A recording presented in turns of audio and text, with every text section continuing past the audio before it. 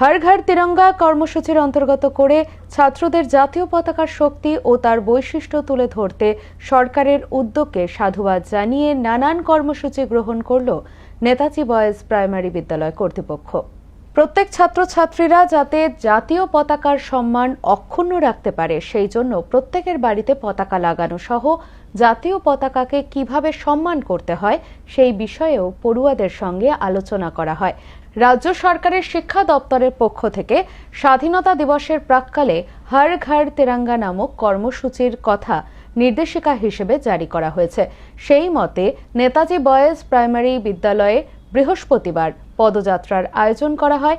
এই পদযাত্রায় ছাত্রদের পাশাপাশি অভিভাবকদেরও অংশগ্রহণ করতে দেখা যায়। পদযাত্রার পর জাতীয় পতাকাকে কিভাবে সম্মান জানাতে হয় সেই বিষয়েও শিক্ষক শিক্ষিকারা পড়ুয়াদের দৃষ্টি আকর্ষণ করে। এরপর বসে আঁকো প্রতিযোগিতার আয়োজন করা হয়। আজকে আমাদের প্রভাত ফেরি অনুষ্ঠিত হলো, মানে র্যালি অনুষ্ঠিত হলো।